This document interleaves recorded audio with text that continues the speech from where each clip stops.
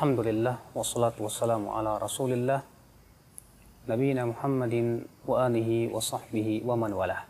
Asyhadu an la ilaha illallah wahdahu la syarikalah wa asyhadu anna Muhammadan abduhu wa rasuluhu. Amma ba'd. Ayyuhal ikhwah, azani Allah wa iyyakum. Mungkin kita pernah mendengar ada orang berkata, kalau ini bid'ah berarti semua bid'ah dong. HP bid'ah, mobil bid'ah, kacamata bid'ah, jam tangan bid'ah. Karena itu kan semua tidak ada di zaman Nabi Shallallahu Alaihi Wasallam. Bagaimana akan dikatakan ini bid'ah? Jangan sembarangan kita mengatakan ini bid'ah, itu bid'ah. Tentunya penting kita untuk memahami apa itu makna daripada bid'ah. Sesuai dengan apa yang didefinisikan oleh para ulama, bid'ah itu didefinisikan dari dua tempat atau dari dua sisi. Sisi yang pertama yaitu bid'ah secara bahasa. Sisi yang kedua yaitu bid'ah secara istilah. Sebagaimana sholat. Sholat secara bahasa artinya doa.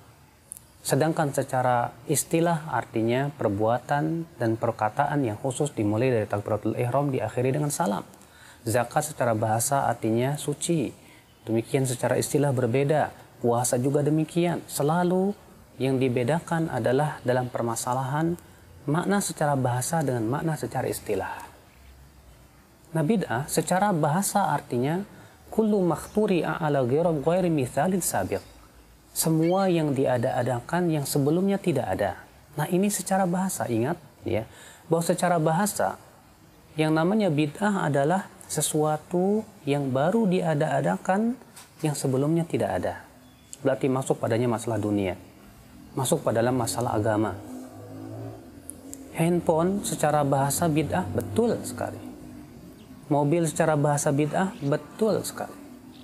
Demikian pula mobil atau namanya kacamata secara bahasa bid'ah, betul sekali. Tapi apakah secara istilah itu semua disebut bid'ah? Tentu tidak. Kenapa demikian? Karena dalil-dalil dari Al-Quran dan hadis Nabi SAW membedakan antara masalah dunia dan masalah agama. Masalah dunia diatur oleh Allah di dalam surat yaitu Al-Baqarah ayat 29. Allah berfirman, huwallazi khalaqa lakum ma fil ardi jami'a. Dialah Allah yang telah menciptakan untukmu semua yang ada di muka bumi ini semuanya. Para ulama ahli usul fikih menyebutkan bahwa ayat ini menunjukkan sebuah kaidah bahwa yang berhubungan dengan masalah dunia, pada asalnya halal. Tidak boleh dikatakan haram kecuali apabila ada dalil. Kenapa? Karena ayat ini tegas mengatakan dialah Allah yang telah menciptakan untukmu. Dan ini merupakan sighatul imtinan. Dan sighal imtinan artinya mengungkit kenikmatan. Dan tidak mungkin Allah mengungkit kenikmatan dengan sesuatu yang sifatnya haram. Dan Allah mengatakan lakum. Allah telah menciptakan dunia itu untuk kalian semua. Ini menunjukkan bahwa masalah dunia pada asalnya halal. Masalah dunia, seseorang boleh untuk membuat apa saja selama itu manfaat, silahkan. Tapi masalah akhirat, Rasulullah SAW bersabda, masalah agama, Rasulullah SAW bersabda, man amila amalan laisa alaihi amruna fahuwa raddun. Barang siapa yang mengamalkan suatu amal yang tidak ada di atasnya perintah kami, maka itu tertolak, kata Rasulullah SAW. Kenapa demikian? Karena pertama, bukankah agama ini milik Allah? Allah berfirman, ala lillahi dinul khalis. Ketahuilah milik Allah lah agama yang murni. Karena agama ini milik Allah, berarti semua peraturan masalah agama dikembalikan pemilik kepada pemiliknya. Siapa dia? Allah Subhanahu wa Ta'ala. Maka semua peraturan yang bersifat agama, semua yang bersifat ibadah kepada Allah, kewajiban kita adalah mengikuti empuknya syariat Yang mempunyai syariat itu Allah Subhanahu wa taala. Ya akhi, Anda beribadah dan ibadah itu hak siapa? Apakah ibadah itu hak kita manusia ataukah ibadah itu adalah hak Allah? Tentu jawabannya ibadah itu hak Allah Subhanahu wa taala. Apabila ibadah itu hak Allah, berarti ibadah itu Allah ingin diibadahi dengan sesuai apa yang Allah cintai dan ridhai, bukan sesuai dengan selera manusia. Sebab kalaulah agama ini dikembalikan kepada selera manusia, hancur. Allah berfirman, walau ittaba'al haqqu ahwa'ahum. Kalaulah kebenaran itu mengikuti hawa nafsu mereka, la fasadatis samawati wal ardh, maka akan rusaklah yang ada di langit dan di bumi ini. Maka dari itu ya akhal Islam azani Allah, karena ibadah itu hak Allah, berarti harus dikembalikan sesuai dengan apa yang Allah ridhai dan cintai, bukan sesuai dengan selera manusia. Apa yang kita pandang baik belum tentu baik di sisi Allah. Ayat yang tegas yang menunjukkan kepada hal itu, di mana Allah Ta'ala berfirman dalam surat Al-Baqarah, ya tentang ayat jihad sebetulnya, akan tetapi yang dianggap adalah keumuman lafadznya, bukan kekhususan sebabnya, kata para ulama. Allah berfirman, wa asa an takrahu syai'an wa huwa khairul lakum wa asa an tuhibbu syai'an wa huwa syarrul lakum wallahu ya'lam wa antum la ta'lamun. Boleh jadi kamu tidak menyukai sesuatu, ternyata itu baik buat kamu, dan boleh jadi kamu menyukai sesuatu, ternyata itu tidak baik buat kamu. Allah yang tahu, kamu tidak tahu. Berarti serahkan semuanya kepada Allah, karena kita tidak tahu tentang kebaikan yang Allah inginkan kepada kita. Maka dari itu ya akhal Islam, Rasulullah SAW tegas mengatakan, setiap amalan yang tidak ada di atasnya perintah kami, yaitu perintah Rasulullah SAW, maka ia tertolak. Ini menunjukkan, akhi, dalam masalah agama, kewajiban kita adalah mengikuti pengikut syariat, pembuat syariat, itu Allah Subhanahu wa Ta'ala. Dan ternyata Allah Subhanahu wa Ta'ala telah memberikan kepada kita kaidah bahwa masalah dunia pada asalnya halal. Maka tidak berlaku perkataan bid'ah pada masalah dunia secara istilah. Kenapa? Karena pada asalnya halal. Kecuali kalau masalah dunia itu, kata para ulama, dijadikan sebagai sebuah ibadah yang berdiri sendiri, bukan sebagai wasilah. Ingat, bedakan antara wasilah tentunya dengan ibadah secara zat itu. Kalau ada orang misalnya mau beribadah kepada Allah dengan memakan tempe, dia menganggap bahwa makan tempe itu ibadah yang paling utama, maka kita katakan ini perkara yang dia ada-adakan. Kenapa? Karena Allah dan Rasulnya tidak pernah menurunkan ilmunya tentang masalah itu. Ikhwatal Islam azani Allah wa iyyakum. Maka dari itu ya akhi, masalah agama, masalah ibadah, kembalikan kepada pemilik syariat. Apabila ada dalilnya, kita lakukan. Apabila tidak ada dalilnya dalam masalah ibadah ini, jangan sekali-kali kita lakukan.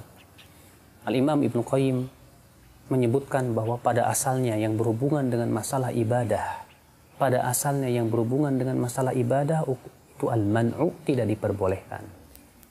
Sedangkan yang berhubungan dengan masalah dunia, maka itu halal, silahkan. Subhanallah ya akhul Islam azani Allah wa yakum. Bayangkan kalau ternyata agama ini pada asalnya ya boleh kita mengotak-ngatik seenaknya sampai ada dalil yang melarang. Mungkin agama kita ini akan hancur. Setiap orang akan berkreasi sesuai dengan apa yang dia pandang baik. Akhirnya apa? Agama pun ia akan rubah-rubah selama katanya tidak ada dalilnya. Ada orang sholat subuh 4 rakaat, ketika ditegur, kenapa kamu sholat 4 rakaat? Dia berkata, enggak ada larangannya. Mana tidak ada larangannya? Iya. Kalau ada lagi orang, ya dia berwudu dari kaki, kemudian mundur. Ketika ditanya, loh kenapa kok kamu wudunya mundur? Dia katakan enggak ada larangannya.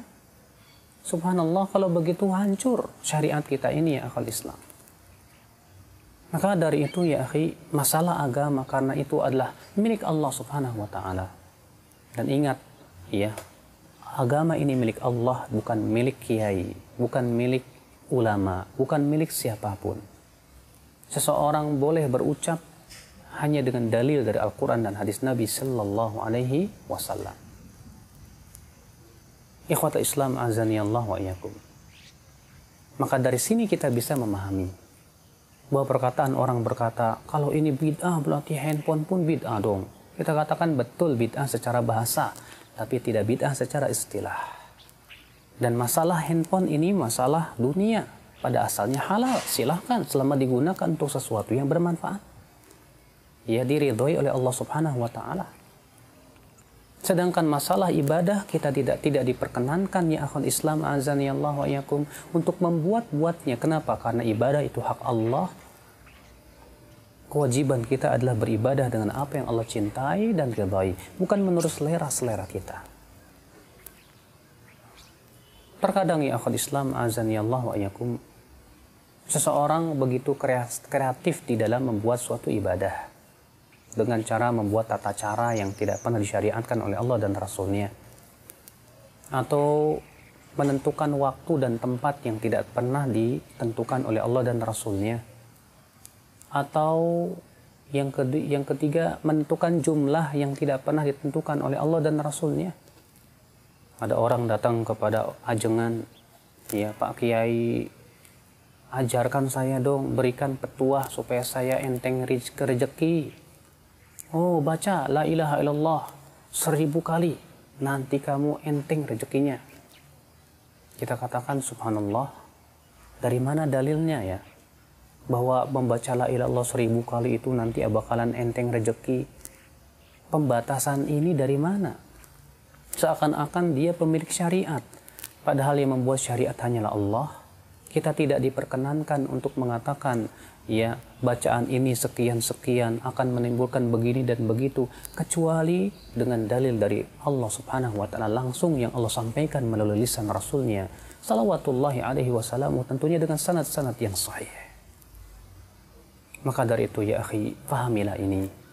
Bedakan masalah ibadah dengan masalah dunia. Masalah dunia pada asalnya halal. Masalah agama serahkan kepada pemilik agama, itu Allah.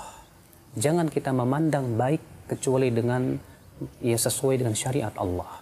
Ingat Imam Syafi'i berkata, "Man istahsana syai'an faqad syara'a." Siapa yang menganggap baik suatu permasalahan atau sesuatu, berarti dia telah membuat syariat. Ingat, yang membuat syariat hanyalah hak Allah Subhanahu wa taala, tidak siapa-siapa. Oleh karena itu Allah mengecam orang-orang musyrikin Quraisy yang mereka itu membuat syariat-syariat dan merubah-rubah syariat Nabi Ibrahim. Allah berfirman, "Am lahum syuraka'u syara'u lahum minad dini ma lam ya'dzam bihillah." Apakah mereka mempunyai sekutu-sekutu yang membuat syariat untuk mereka dari agama ini, sesuatu yang tidak diizinkan oleh Allah?